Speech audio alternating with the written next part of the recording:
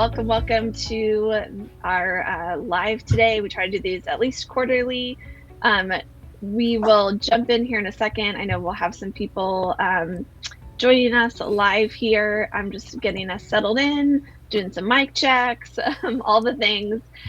Today we are going to be hearing from myself, Brandon Neely, Kristi Duncan, Mark Willis, and Ben Berry in no particular order.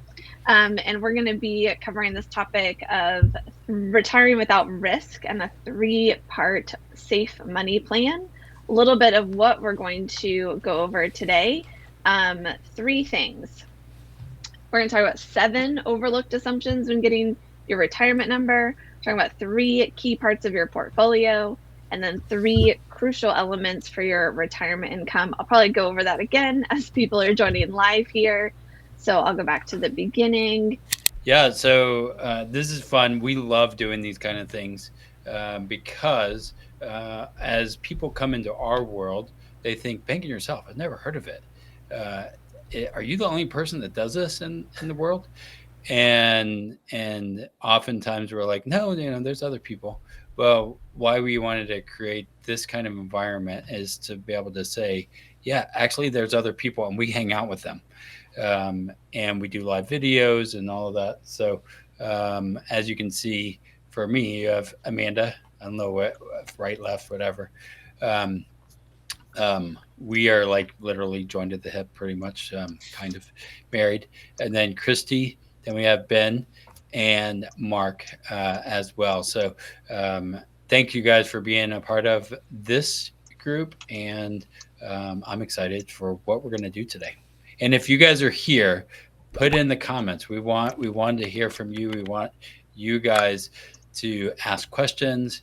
You have a bunch of banking yourself professionals right here who know not just about banking yourself, but the financial layouts. And so we'd love to help any way we can. So comment.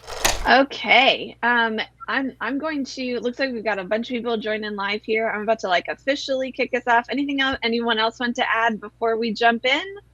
Just that this impacts every single person watching this and the hundreds of millions more that aren't yet. So share this with a friend. If it's important to you, it's very likely important to the people that you care about the most. So let's be their hero today. All it takes is hitting the share button and give it to 1 or 100 other people that you know. Because if you could drive from your house to grandma's house without taking unnecessary risks, why would you? If you're not 18 years old and love the thrill of jumping off the trampoline and through the intertube in the backyard pool, if that's not your idea of a normal way to get to grandma's house, if you'd rather just drive safely and get there safely, then why not do the same with something like your money? So that's my big request, is that don't just keep this a secret. Pass this on to someone who needs to hear about this today. Yeah, great. That's a great reminder, Mark. Yeah, not too late or too early to share the share button or to use the share button. Invite them to join us live, or if you're watching the recording, thanks for being here. You can share the recording too. That's perfect. Okay, I'm going to go back to sharing my screen here. There we go. Now Mark is gone. I guess, Mark, you'll just be I think it only shows 4 people on the side. That's okay. Mark will be like God in heaven. Okay, so basically what we're going to talk about is, what if your retirement number is wrong? We asked you, if you saw the promo for this, to come with a retirement number, and we're going to talk a little bit about that. I'd love to know if you have a number in mind, whether it's a static number, like an X dollar amount, or whether it's like a formula, like X times my income. Let us know that in the chat. A lot of the retirement focus is to accumulating that number, and it stops at age 65, as if that's the finish line. But as lots of people I know that are over 65 have told me, that is not the finish line. It's actually a starting line for just a whole new phase of life. And if we don't know what we don't know, we make lots of assumptions that can seriously change how we live those last few decades, several decades of our lives. So come with that number, put it in the chat if you feel comfortable sharing. you don't want to share, at least have it in mind. How do you think about what is my retirement number, or if you want to call it your financial freedom number? Have that in mind. And then we're going to go through the 7 overlooked assumptions to when getting your retirement number that you might want to add to or change about that number that you have in mind before we get going here. We'll have 3 parts of how you build that number. So after you get those assumptions in, what are the 3 parts, not just one part, but at least 3, the key parts. There could be more parts, but these are the 3 essential ones we believe. And then 3 crucial elements for the part that's going to give you income. Not all of it's for income, but the part that is going to give you income, 3 elements that you want for that income. So before we move forward, that's what we're going to discuss today. But we're going to talk about the problem a little bit. I see a couple 2.4 million, 17 coming in here in the chat. How about you guys joining us? Have you heard other people describe their freedom number or their retirement number? Yeah, I actually wrote those numbers because I've heard people say, well, it's 2.4 when I get to that, or other people saying a lower number. Yours is a little different, so that's why I just put 17. And so that's where I hear a lot of people saying, when I get to this thing, then I'll be good. And so that freedom number, people talk about this all the time in the financial world, quote unquote freedom, fire movement, or whatever we call it. Yeah. What other ways have you all heard about people talk about their freedom number or their retirement number? A lot of times my clients like to speak about it in a monthly term. If I have this much per month, I'm good. They're comfortable with that certain number. A lot of times I speak with clients that they haven't thought much past that, or, that might be the first time they're even, talking to me about it. That's the first time they've even thought about that number. So. Yeah, that's so true. I think, hope my voice isn't too echoey in here, but I think people say, well, if I'm making what I'm making now, maybe even less, because I won't have my mortgage to pay off, I think I'll be fine. So their freedom number is like, if I can just basically maintain what I've got now, in the future, I'll be okay. Yeah. How about you, Mark? Anything you'd add? I think the biggest piece is just, what does that number do for you? What does it help you accomplish? So what if you've got 1 million or 10 million, unless you know what it's going to actually convert into in terms of the lifestyle you want to live? Brings us to a lot of other interesting questions, like, well, where should our money go so it does what we want it to do for us? And another important question is, if you could reach your goal without having to work quite as hard, would that be acceptable to you? If I could use a chainsaw to cut down the tree rather than a spoon, would I prefer the chainsaw versus the spoon if it was going to lead to the same results of a chopped down tree? Sometimes we chase after a big goal, like a big fun number, freedom number, without really saying, well, what's the ultimate outcome? Yeah. What is $100 million worth if we're unhappy, or if we're stressed, right, or struggling? Right. Absolutely. Or let's say we have 100 million, but it's in stuff that can't convert to spendable cash. Like, let's say it's all tied up in Bitcoin that we never plan to sell.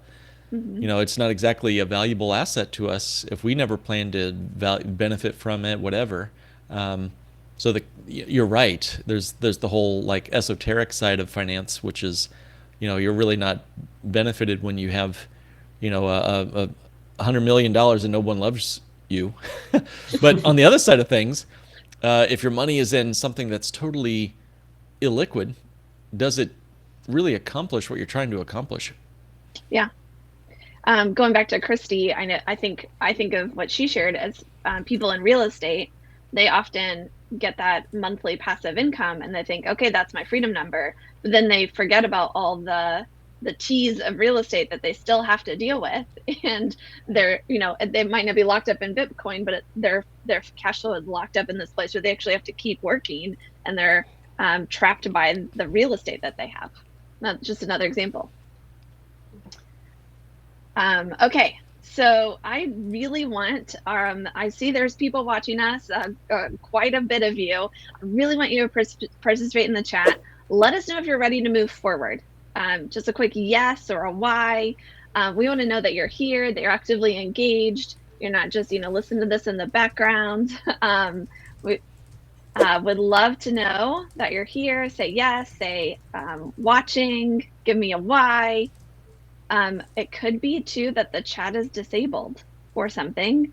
Hopefully not.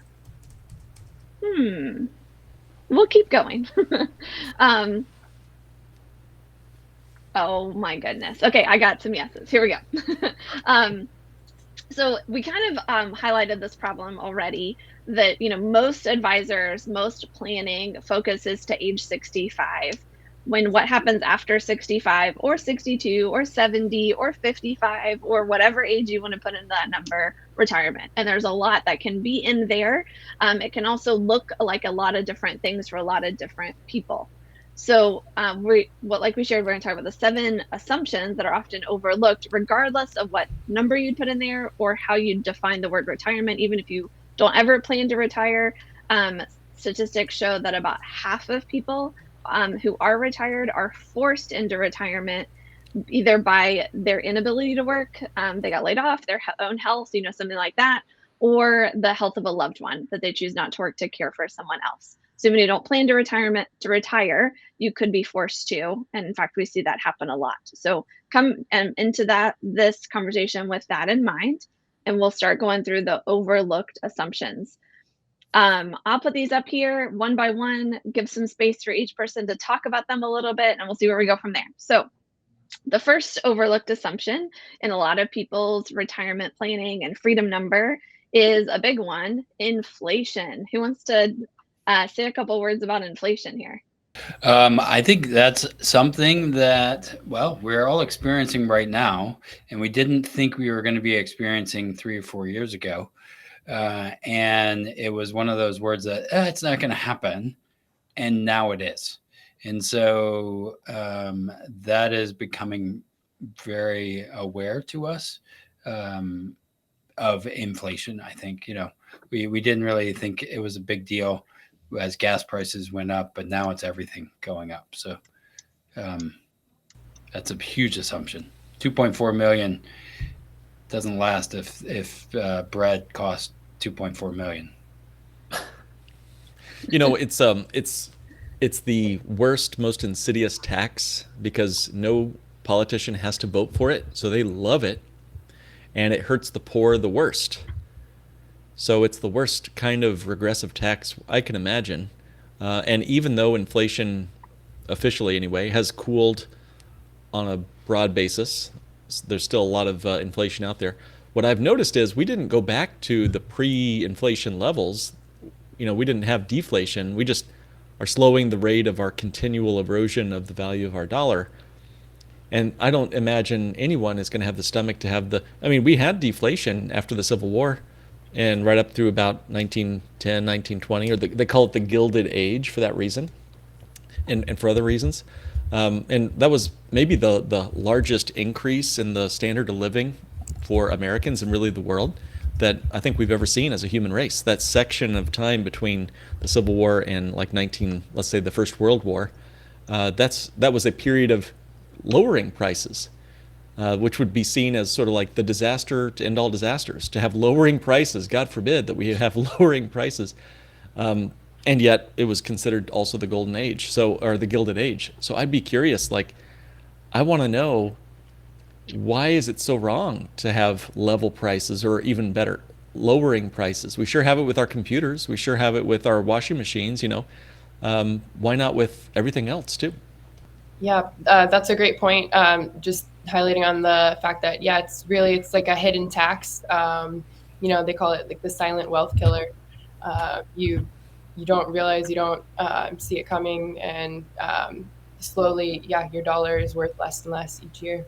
Yeah, so here's an example too. So just to illustrate, if there was a consistent 4% inflation rate, so an individual that required $50,000 per year today would need the equivalent of $162,170 in 30 years to maintain that same standard of living. That's huge. That is a huge gap, just because of that 4% inflation over time. Yeah. And such a great point, everybody. And the thing we forget about inflation is that a 2% inflation today is much less than a 2% inflation after many years of 2%, because that's a compounding effect that that works against us. So we have to be very cautious about that. Let's go ahead to the next one. We might come back and talk more about inflation. If you've got questions, thoughts about it for the audience, please share that in the chat too. The next one is fees. Now, this is one of the most misunderstood part. Nobody ever thinks they're paying fees. They have a hard time finding their fees. What would we reveal, kind of pulling back the curtain about the fees and how they wreck someone's financial freedom number? So since I was just throwing out some numbers, I'm going to throw out a few more numbers, Amanda. Yay! And this comes from the Department of Labor. Okay. So the Department of Labor themselves say that fees can really have a dramatic effect. Even a mere 1% difference in fees and expenses could reduce someone's account balance by 28% over a 35-year period, which is that is so huge. You're almost taking a third of the chunk of your retirement just in fees. In fact, I did find a nice little thing that people can look up online. You can just Google 10 major retirement costs overlooked. This is through the U.S. Department of Labor. It's very easy to find out there. I think it's they're talking about, this particular thing I'm talking about is about 401k fees. So right there on the Department of Labor, there's telling you, hey, you need to look out. Most people, like you're saying, most people don't even think about the dramatic impact of fees. So they're saying you need to understand this before you get into that 401k. You need to understand the dramatic impact of these fees. And those are coming out whether you gain or whether you lose each year. Yeah. So true, Kristi. That's a big part there. Like, does it make anyone else angry that the only person with the guarantee in your 401k is the one taking a fee off of your back? And does it make you mad that the only person taking the risk is the one who doesn't have that guarantee, i.e. you in this case? To me, that makes me angry. And it destroys compounding, and it sure incentivizes the investment guru or advisor to continuously keep you in something that may or may not be in your best interest. Yeah. Okay. I think we could probably talk about fees more, but I'm going to keep us moving here because we've got 7 of these to cover and then get better and better, juicier and juicier as we go. One maybe thing that I will add here, you know how like people get really mad about the like Ticketmaster fees that they see, or when they, book, something online, for travel, and then they see all the fees that are added on at the end. Those are called junk fees. And we finally see them on the receipt. If there's any lawmakers watching, can we please have the fees of investment accounts and 401ks and those kind of things disclosed more so upfront, not hidden in the fine print and on a receipt, or much more clear to see? That would be amazing. Okay, thank you. Moving along. Sequence of returns. Now, I know some retirement PhD experts call this the biggest risk that retirees face. Who wants to tackle this one? I mean, I might as well go with some of it. Like, I mean, if it goes down, money we go in a negative, that's going to affect our future retirement, right? And so a lot of times people will claim averages, and that, Mark, you probably could talk hours and hours on the sequence of returns. Your podcast is not your average financial, but if you have that low year, it will affect things, right? And depending on when that sequence or down year happens, will impact you greatly. But then we're just told, don't worry about it. It's okay. Just suck it up. work for 10 more years and you'll be fine. The problem is if you're 65 and you can't work, or stroke, something that happened, that sequence of returns is a problem for you. Great. Yeah, the sequence of returns means you can have an 8% average rate of return and actually lose money because of the sequence of those returns. And I'm sure you could talk to any of us and we could show you that. Okay, Yeah. here's a big one. I did Sorry, go want to ahead. say real quick, I was in the at the sports club, and somebody was an investor, and they were like arguing over that and saying how he's great, he times the market, he grows everything, and I was like, he doesn't understand sequence of returns, or he's like young enough that he doesn't matter to him yet. And so that's a assumption that he was definitely facing, but I didn't want to argue. Yeah. Probably good not to argue at the sports club. Right. One thing I'll add is I hear you guys say this all the time. If you lose 25%, in a down market, you need 33% just to break even. Just to get back to your starting point and back to what you had initially. So that blows my mind. And your average return would be positive, even though you're technically at just break even. Yeah, for sure. Okay, let's go to the next one. Long-term care. Now, this is maybe one that people don't want to plan for. They hope they never have to deal with. But it can be a huge expense that then decreases the full amount that you have for retirement, or could make you go into debt, or something like that. What are we talking about here? Well, this is the part of the retirement plan that no one talks about because no one expects it'll be them. But one in, 60% of retirees will have one member of the household, so husband or wife, will need 3 years in a nursing home facility. That's according to the U.S. Census Bureau. And if you total up the cost on average between Medicare, that's stuff that's not covered by Medicare, and then long-term care, it's approaching $500,000. So please, guys, understand that's the money above what you need to just buy groceries and gas and grandkid presents throughout your normal retirement time. So you might think of retirement as sort of a bell curve. You have kind of the go-go years where you're spending a lot of money and traveling. You slow things down as you're eating at Shoney's and Denny's and the Golden Trough and all that. And then the last 2 to 3 years of your life, the costs skyrocket again as you enter into assisted living. Now, a lot of folks jokingly wave that off and say, well, they'll just take me out behind the shed and call it a day, or put me on the ice block and send me off to sea. I have not seen that legally works out well for your next of kin legally yet, at least in this country. And I don't know if you're given that choice, if you'd want that either. So we need a plan for that. Otherwise, your kids or grandkids are going to have that terrible taste in their mouth of the last year, 2 or 3 of your life, where you ruin their chances at a successful retirement if you don't take care of this problem right now while you're thinking about it and while you're mentally able to do something about it. So long-term care is huge. That's right. Yeah. And our comments here say it's not just a healthcare issue, it's a financial legacy issue. Great point. And being a caretaker ourselves of somebody, seeing how that impacts us in some regards, not being selfish, but there is a cost to us as the provider. And then you said, how much is it that average is needed for? With uncovered Medicare and long-term care, it approaches $500,000. And how much? That's money I that just wonder nobody how has much saved. people actually have saved for their own future, a part of long-term care.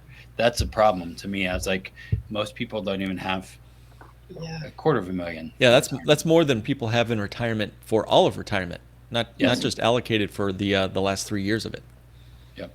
Yeah. One question I ask everyone, that I talk to is, is there anyone whose, care you may be responsible for in the future, or who's, you might be financially responsible for? And, a lot of times the people who are most concerned and most aware of long-term care are people who have had a parent, that's gone through it. They've seen it firsthand, what it does and how it can really, drain that legacy, drain, what's left, and also just, put a burden on the family, in general. So. Yeah. And then they're much more open to preparing for it and including it in their number if they've seen someone go through it before. Let's not wait till we have to go through that to make a plan and have some ideas. We're going to get into some ideas as we go here of how you could cover that, maybe at no out-of-pocket cost. We'll think about that. This one, I know this next one, Mark is going to have a lot to say about this based on a recent episode on his podcast. And I feel like I hear it regularly on the Not Your Average Financial podcast. True diversification. Diversification is one of those words people think they know what it means, but they often think they know what it means when they don't really. Mark, do you want to tackle this one first, and then we'll add on? Well, it's just like the Princess Bride when Inigo Montoya says, "You keep using that word. I do not think it means what you think it means."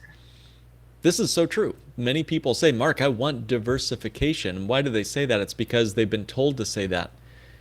And yes, it's fine and fair to be diversified, especially if we're talking about all of your eggs being in one basket.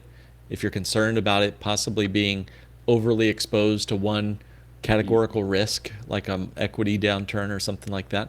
But just because you've put your eggs in 12 baskets doesn't mean it's safe if all those baskets are on the same truck and that truck happens to be headed towards a cliff. So the important thing to remember is, what is the categories of risk that we're solving for with diversification? Warren Buffett says diversification is simply insurance against ignorance. And who was it who said, is it Andrew Carnegie who said, rather than diversifying into 12 baskets, put all your money in one basket and then watch that basket.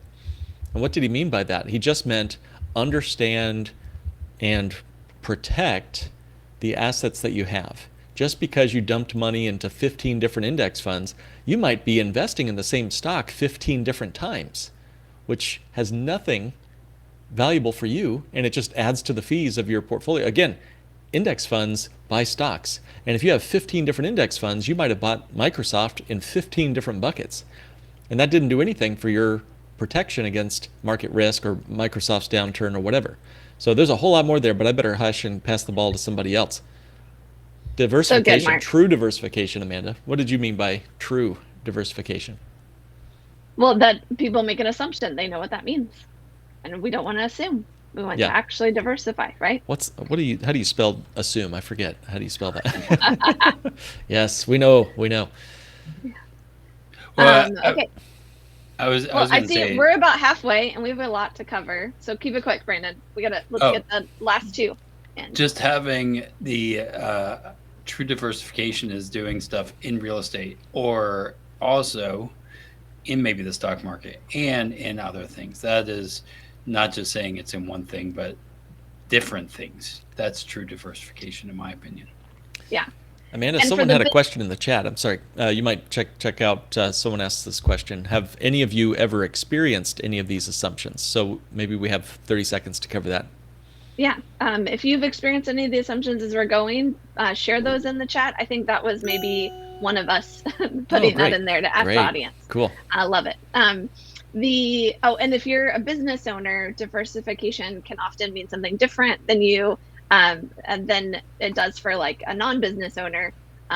You might have diverse income streams, that kind of thing. But of course, if you're counting on the sale of your business as the way to reach your number, what did they say? One is the most dangerous number, right? Having multiple options for how you sell that business or those kind of things can also be how you diversify.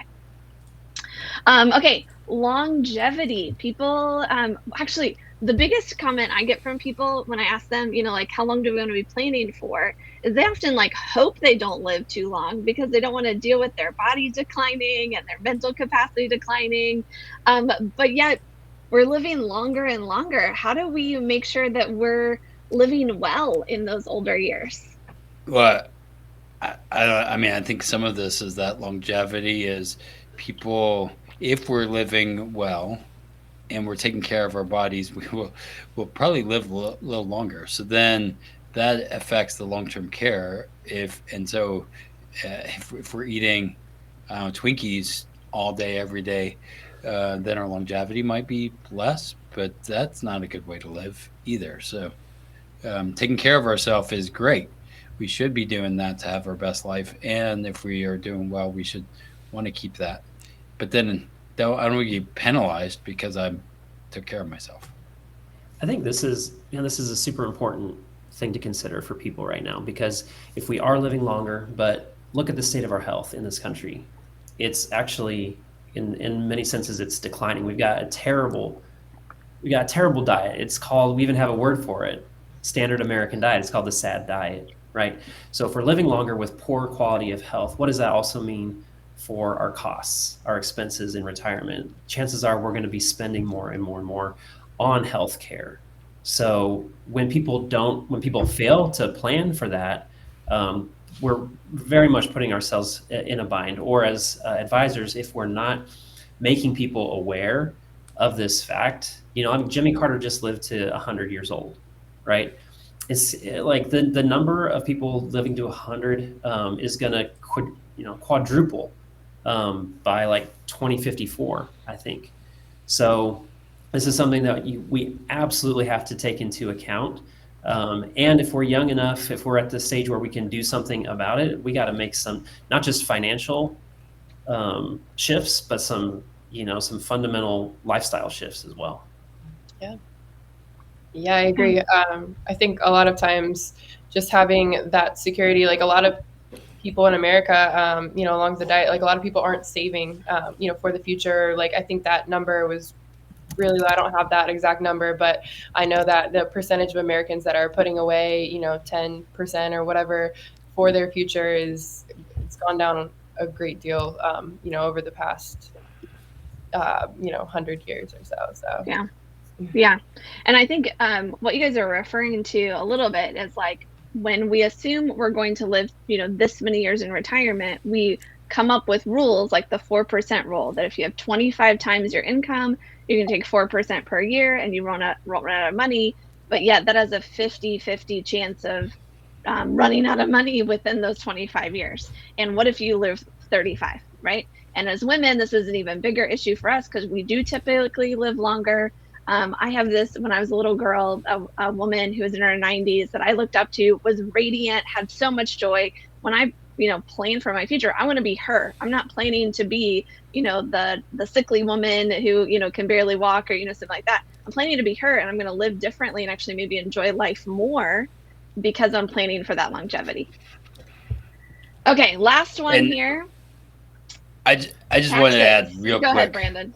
Yeah, and then talk about some taxes. of this is when we think about the 4% rule or any of these kind of rules or standards ways of thinking, the thing that people forget is some of that stuff has been disproven. And if we are understanding and living in the 80s of 4% rule and it's not that anymore, but we're still living as if that's the reality, that's a problem. So with sequence of returns, the long-term care, like all of these things are changing our landscape. We have to change ourselves and understand what are the foundational things that we can do different. Same with taxes.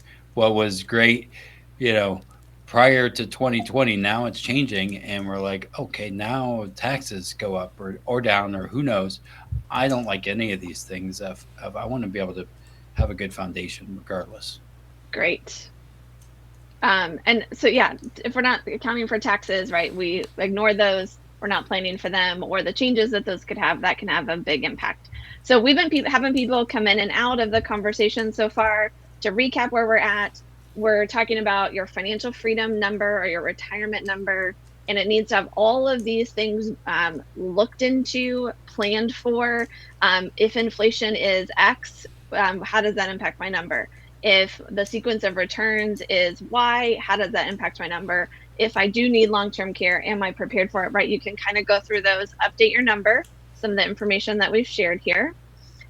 This next part, I'm going to go through quickly and then ask y'all's comments on. So, because now we're getting to the the rice and beans of the conversation, which is my vegan version of the meat of the conversation, the impossible of the conversation, impossible meat, that is, not impossible for all of you. So And not this beans is and rice, but rice and beans. Okay. correct. Okay. This is what we call the all-weather portfolio that helps with all 7 of those things that we just talked about. Make sure that you're ready for them. And it has 3 pieces to it, key pieces. You might have more pieces, but what it all breaks down kind of fits into these baskets or buckets. The first one is the certainty portion. How much of your income do you want coming in predictably, just like your current paycheck? And you can build that piece of your portfolio and make sure that is there for you and it's predictable, maybe has some guarantees behind it, and it's going to give you lots of certainty. You know you're getting paid next month, just like you did when you were employed, right? The second part is the legacy or wealth accumulation portion. This may be what you leave to the next generation, but it could also be the wealth that you depend on for when you need to have a big thing. And but also, like, you could maybe wait for a recovery because you've got that income here. If something happens, you're able to wait a couple years, right? If the market's down, you can wait for it to recover before you do X, Y, or Z. Or your heirs could wait those couple years. And then the third one is money that you could lose. Just money that you can afford to lose in its entirety. You don't care if your next generation gets it or if you even have to use it. You can have all 3 of these parts of your portfolio. And then we can talk about what part of your money do you want in each one and how do you build this? Do you guys want to tackle that part of it? What comments do you have about this part? I remember when I was a kid, I would wrestle in the snow with my brother because my mom would kick us out, and she would tell us to get in like summer clothes and just wrestle in the snow. And the idea was to get so cold and numb that we would forget how hot it would get in the summertime. And it's always reminded me when I think about the all-weather portfolio, most of us forget what it's like to go through a major market downturn when everything feels like the world is ending. We have little glimpses of that, but we've been through such a long secular bear market bull market, that many people have only ever experienced the warm months of summertime. And we all must have these 3 components to protect you in all seasons. That's a great analogy. I'm gonna use that one. And also, like, doing the cold ice bath in the middle of summer. That's right. Sure. Mm-hmm. As I think about talking to clients, a lot of times they focused on one, and as we talk with them, maybe we're leaning from a different vantage point, but you need all 3. And sometimes you might be moving in a different direction at age 65 versus 35. Okay. One quick thought here is that sometimes people conflate all 3 of these. When they think about retirement, they think saving and investing are the same thing. Great point. When obviously when you just look at this, you're like, oh, they're not. Saving is what you can't really afford to lose. That's the certainty part. Investing, maybe that's 2 and 3 kind of. You can afford to lose that. So we got to kind of delineate those 2 things, and how we do that and think about it is I think you're going to get there, Amanda, and take us there. It makes a huge difference if we can actually delineate these things and plan accordingly. Yeah. And I'll speak quickly to the people who have, instead of a big number that they're drawing down, they've built an income, a passive income. You want to think of that income, how much of that do you want to be predictable, have guarantees behind it, which dividends from a stock portfolio or rents from a rental property, they have some predictability, but they're not 100% predictable. So you have to account for that. And then how much of that income do you want to, you don't have to take it if you don't need it. It can stay there, wait for recovery, or how much you willing to be like, I could live on way less and make those kind of sacrifices if you have that cash flow constraint happen as well. I've got some numbers on that if we end up having time for it, Amanda, but bookmark that. Let's keep moving. Perfect. Let's move faster because we have a lot and people are like, how do I solve this? Yeah. So why all 3? This is an acronym. I'm a huge fan of acronyms. Access, risk return awareness, and tax advantages. Having all 3 parts of this portfolio give you access to some help you make sure that you're balancing risk and return and that you're balancing the tax advantages here. For access, we've got accessible anytime without penalty, values not tied up in illiquid assets. There's no timing risk on bear markets. And what we found is that for each year of buffer income that you have available, where you're like, I don't have to sell something when it's low, I've got this buffer income. Each year of buffer income, you can actually take 10% more income than if you don't have that buffer income. You don't have the, number one in that 3 pieces of the portfolio. And for planning for 30 years. Pretty cool. I'll go through these quickly, and then I'm going to stop screen share, and we'll kind of go through. I know Mark's going to switch screen share. Now we got risk return awareness. There's no volatility, or there could be some potential for decline. How are you going to avoid when it goes down, having to adjust your plan? Cut expenses, start eating cat food, whatever it might be, and have that certainty baked in instead. I love this. Our friend Les Himmel calls mutual funds Wall Street's trash can. They're going to have a different level of risk and return awareness that if you're using mutual funds that you'd want to dig into. And this is where, in technical terms, something called the Sharpe ratio.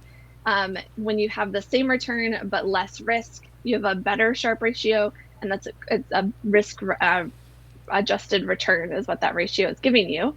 And only insurance-based products, the company has indemnified you of the risk, and so then you're insulated from that volatility, and you have a better, if you have the same return but less risk, you actually have a better Sharpe ratio, which in most portfolio speak would say, okay, that's better. And then finally, for tax advantages, if you can have income that's tax-free, your growth tax-free, where you get what you put in first, out first, and Roth like treatment, all those kind of things can really change how you're able to have access, and the risk returns and the tax advantages all build that first predictable layer of your portfolio. And no surprise here, we're banking yourself professionals. For those 3 things, access, risk return awareness, and tax advantages, only whole life diversifies in all 3 ways. Okay, I just summarized that really quickly. I'm going to start my screen share. What would you all add to that, fill in, and Mark, get ready for your screen share too. We got about 15 minutes left. Okay, so we really like the acronym around here, and you did a great job on that, Amanda. Thank you. I think once again, my dad taught me that different golf clubs are useful on different parts of the course, and if you try to use your putter in the sand, you're not going to get out of the sand. Okay, and I didn't understand that as a kid. I would play with my toys in ways that broke the toys. I mean, and there's some part to being creative, but when and Brandon, you brought it up, that we confuse these different parts of our portfolio. We take one asset like stocks or investments and then apply it to other parts that are incorrect. They simply will break your financial life. So this is more than just being stuck in a sand trap. You're going to be dealing with much more dangerous outcomes when you apply the wrong part of your portfolio to, the safe or core or central. What was the first one called, Amanda? The no risk or the safe part of your portfolio? Yeah, the predictable part. Yep. So, what is your money doing for you when it's in that bucket? How does it act? When you pour water into the freezer, it's going to change its shape and it's going to act differently. And so what is it you want that money doing for you? That's the key question. Whether you decide to work with one of us or not, you ask yourself that question over and over again, and don't let anybody else tell you what your money should be doing for you. If you know that you need access, if you know that you need tax advantages, if you know that you need the predictability of something that does not go wildly swinging when you don't want it to, that's the key. So again, I kind of use the idea of when you're trying to chop down a tree, do you want a chainsaw or do you want a dull spoon? Both will eventually chop down the tree, but what is it? Abraham Lincoln would say, if you gave me 4 hours to chop down a tree, I'd spend the first 3 hours sharpening my axe or something like that. And it dawns on me that we make this so hard, and it really doesn't have to be so hard. Thank God. We can have a fairly simple financial life. We don't have to be experts at following the latest tweet or the latest stock pick or what the Fed sneezed on yesterday. I don't care about that. My financial life is solved when I've made a couple of smart choices. It's, again, not to mix metaphors, but it's like when you've got the right hinge on the door, it swings no matter how big that door is. Okay, so I've got a few examples here. Brandon and someone, Ben, you brought up the 4% rule in our chat. Did we explain what that is for our audience? Do we know what is the 4% rule? What is the 4% rule, Ben? And then I'll share my screen. Basically, and how Brandon, thankfully you brought this up. It's an outdated kind of guideline for people, how much they can safely, right? They can hopefully safely take from their pile of money that they've accumulated for retirement, and they're told if you take 4%, every single year of that mountain of money that you've got, then that money will last for you through retirement. Can I add something to that? This happened recently to me. As a client, 65, about to retire, and they were told, well, and they did well in accumulating, doing all the things, but she really wanted a roadmap, a plan. It just so happens that it's a family member that helped her build her plan and grow, and it was pretty big. But she's like, I need to have a plan, a roadmap to tell me, because he's like, don't worry about it, you'll be fine, you're good. But what you really needed was not just accumulation, but preservation and distribution as part of it. And so that was something that we talked about a lot. And the hard part is her emotions, and as much as she wanted to work with me, the value of relationship was more important, which I'm like, I don't know, it's a hard thing to think through, that there's a lot of psychology that goes into us. But in the end, preservation and distribution and using different tools for different things, whether it's annuities, life insurance, the stock market, real estate, doesn't matter. Does that get you to where you want to go? So Brandon brought up three very important words: accumulation, preservation, distribution. Those three words are really a big deal. Those are three functions, right? In golf, you'd have loft, distance, and spin. Those are all important functions. And I love those verbs and those adjectives because it gets rid of the bias of nouns. I don't care if you call it a 401k or a 7OK or a not okay or a dry sponge. I don't care what you call my money as long as it has the right functionality to it. And those three phrases, I think Wall Street has done a great job with accumulation, but they have no plan for preservation or distribution. Here's what I mean, and what Brandon brought up.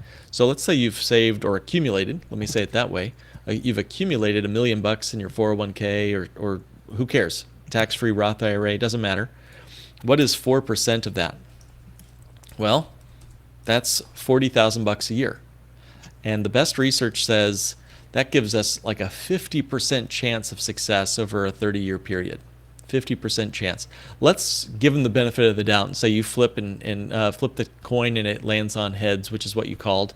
So let's say you're successful in your 50% chance. Do I want to get into a plane if I have a 50% chance of success? No, I don't. But let's presume, for sake of being kind to the Wall Street friends, that you do actually have enough to survive, and you make it 30 years off of your $1 million. Your 401k can generate you 40 grand a year of income. How hard would it be to accumulate $1 million more today if you had to start right now? Not easy. You might could do it with your persistence and living on rice and beans. Sorry, Amanda, and then enjoying no dining out and hopefully getting great rates of return in the market. That's $1 million, guys, to generate 40 grand a year.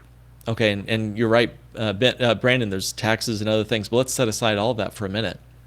What if I could help you live like a millionaire on way less than $1 million? So what if we could do that? Well, we did this for a podcast, episode 150 of our podcast, Not Your Average Financial Podcast, shameless plug. It took us $620,000 to get $40,000 a year of guaranteed lifetime income. Guaranteed lifetime income. This is our worst case scenario. We have basically 620 grand in your 401k or IRA. Would that be any easier to set aside and grow 620,000 bucks? Well, it's not like falling off a log, but it's sure easier than $1 million saved, right? Can I get an amen on that? Yeah. And Amen on- so amen so on at that. age 60, this guy throws in 620,000 bucks. 5 years later, he starts kicking out 40 grand a year guaranteed. Worst case scenario. Now, there's several other scenarios there. Like, if we decided that there was going to be some positive market performance, you might actually start to see 48,000 bucks a year of income off of only 620,000 bucks. And if we wanted to have increasing income, we could start it off and still we're above 40 grand a year. And look at how the income performs over a long period of time. We're getting pay raises, in essence, throughout retirement years, helping keep up with that first I word. What was that first word you gave us, Amanda? Inflation. Inflation. Oh, yeah, that's right. And one last little fun fact. Even if you run out of money in your bucket, you never run out of income.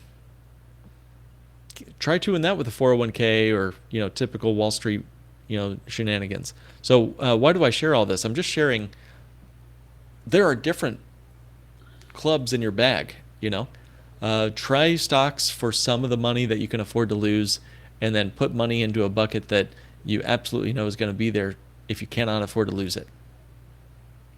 Yeah, we have this question that was placed in the chat by the Not Your Average Financial podcast. I don't know if this came in from somewhere else or probably Julia. Hi, thanks, Julia. Is it too late to start a new retirement plan if someone is already in their 50s or 60s? I'm going to give a scenario. Let's say somebody just went through a really hard time in their early 50s, major divorce, downward spiral. They're starting from scratch. They're at zero. Is it too late for them? What would you say? So you have to start somewhere. I mean, you need to start now, or like, what do they say? The best time to plant a tree was 30 years ago, 20 years ago, 10 years ago. And I hear this all the time. And if we just wait for a lottery to win that we never play, that's a bad decision. So talk or develop a plan. Maybe you're not going to Tahiti all the time, but that's better than eating beans and rice every day, unless you're Amanda. Well, what would you like? What if they feel like I have to take more risk to make up for all the time I lost? I hear that all the time.